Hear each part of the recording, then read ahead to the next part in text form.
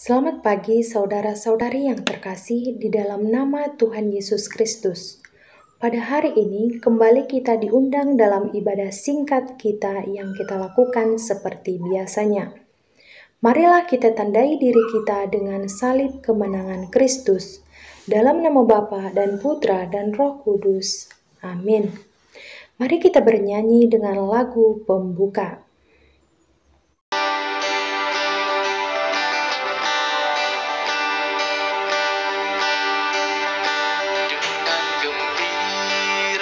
Bersama melangkah, kita semua menghadap Tuhan, bertepuk tangan nyanyi sukaria, sebab besar kasih setianya. Angkatlah hati jiwa, mohon rahmat berlimpah,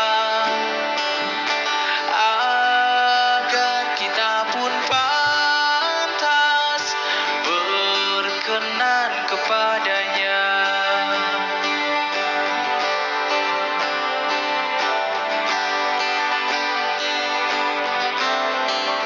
Satukan kami umat-Mu ya Tuhan, dalam Kristus jadi satu warga, hingga kami sehati dan sejiwa memuliakan nama-Mu Tuhan. Angkatlah hati jiwa, mohon rahmat berlimpah, agar kita pun pantas berkenan kepadanya.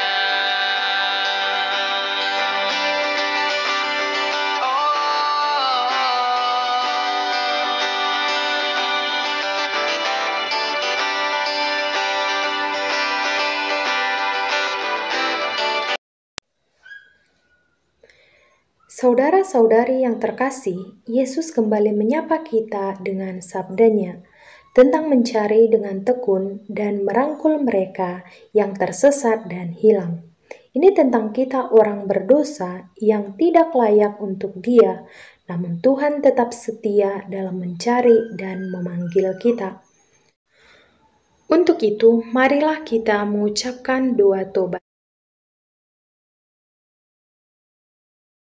Saya mengaku kepada Allah yang Maha Kuasa dan kepada saudara sekalian bahwa saya telah berdosa dengan pikiran dan perkataan, dengan perbuatan dan kelalaian. Saya berdosa, saya sungguh berdosa.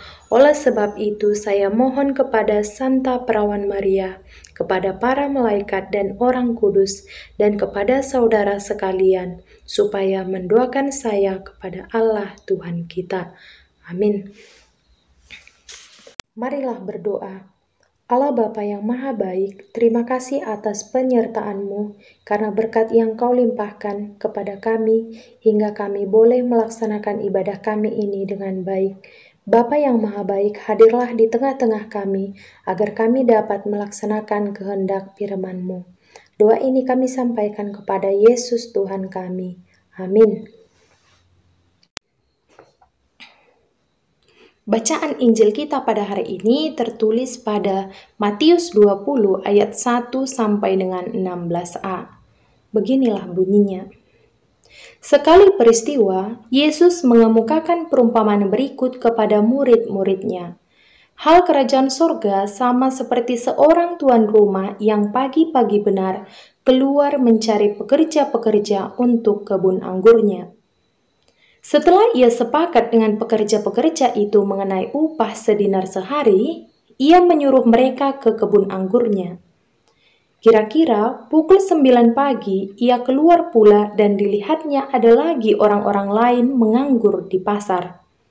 Katanya kepada mereka, "Pergi jugalah kamu ke kebun anggurku, dan apa yang pantas akan kuberikan kepadamu." Dan mereka pun pergi. Kira-kira pukul 5 petang, ia keluar lagi dan mendapati orang-orang lain pula. Lalu katanya kepada mereka, "Mengapa kamu menganggur saja di sini sepanjang hari?" Kata mereka kepadanya, "Karena tidak ada orang mengupah kami." Katanya kepada mereka, "Pergi jugalah kamu ke kebun anggurku." Ketika hari malam, tuan itu berkata kepada mandurnya, "Panggillah pekerja-pekerja itu dan bayarkan upah mereka, mulai dengan mereka yang masuk terakhir hingga mereka yang masuk terdahulu." Maka datanglah mereka yang mulai bekerja kira-kira pukul 5, dan mereka menerima masing-masing 1 dinar. Kemudian datanglah mereka yang masuk terdahulu, sangkanya akan mendapat lebih banyak. Tetapi mereka pun menerima masing-masing 1 dinar juga. Ketika mereka menerimanya, mereka bersungut-sungut kepada tuan itu. Katanya, "Mereka yang masuk terakhir ini hanya bekerja 1 jam, dan engkau menyamakan mereka dengan kami yang sehari suntuk bekerja berat dan menanggung panas terik matahari." Tetapi tuan itu menjawab seorang dari mereka, "Saudara, aku tidak tidak adilkah terhadap engkau? Bukankah kita telah sepakat 1 dinar sehari? Ambillah bagianmu dan pergilah. Aku mau memberikan kepada orang yang masuk terakhir ini sama seperti kepadamu." Demikianlah Injil Tuhan. Terpujilah Kristus. Renungan kita pada hari ini yaitu seorang imam lansia di Panti Ureda dikunjungi oleh umat yang pernah dilayaninya. Waktu berpamitan, si umat meminta, "Tolong doakan kami." Imam itu menyodorkan buku tulis, katanya, "Tulis apa intensimu di sini." Si umat itu kebingungan karena ia tidak tahu apa yang sebenarnya yang ia inginkan. Terkadang, waktu kita berdoa, kita tidak sungguh-sungguh tahu apa yang kita minta. Inilah yang dialami bangsa Israel. Mereka tidak puas dipimpin oleh para hakim, merasa takut akan kehebatan bangsa-bangsa sekitar, lalu meminta seorang raja yang kuat kepada Tuhan. Namun, lewat Yotam, Allah mengingatkan bahwa raja kuat yang mereka minta bisa berubah menjadi semak berduri, yakni seorang tiran yang semena-mena. Si pekerja yang bekerja sedari pagi dalam Injil juga tidak paham apa yang sebenarnya ia minta dari tuannya. Ia sudah mendapatkan bagian yang menjadi haknya sesuai dengan perjanjian yang telah disepakati. Ia merasa sedang meminta keadilan, namun sebenarnya ia mengekspresikan keirian hatinya saja akan kemurahan hati si tuan kepada pekerja yang mulai bekerja belakangan. "Iri hatikah engkau karena aku murah hati?" Seperti Israel, pekerja terdahulu meminta karena terdorong oleh rasa iri hati. Mereka ingin memiliki apa yang dimiliki oleh orang lain. Rasa iri muncul karena orang kurang mensyukuri apa yang baik yang telah dianugerahkan Tuhan kepadanya. Marilah berdoa. Allah Bapa yang Maha Murah, kami bersyukur kepadamu karena Engkau telah menguatkan hati kami melalui kehadiran-Mu dalam ibadah ini. Kami bersyukur karena persekutuan cinta kasih ini. Semoga hidup kami dipenuhi rasa syukur, baik dalam suka maupun duka. Amin. Dalam nama Bapa dan Putra dan Roh Kudus. Amin. Kita bernyanyi lagu penutup.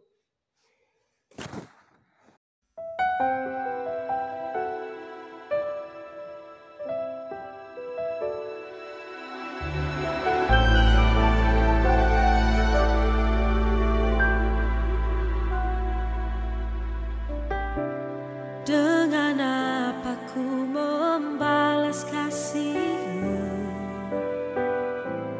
yang ku terima dari-Mu? Dengan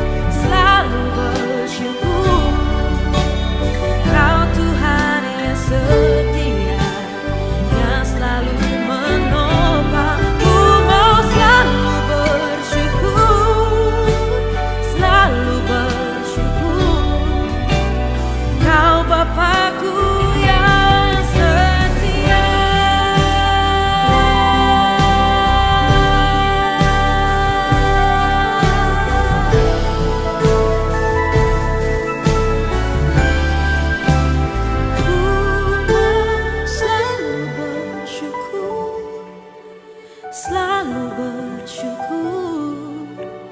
Kau Tuhan yang setia, yang selalu menopang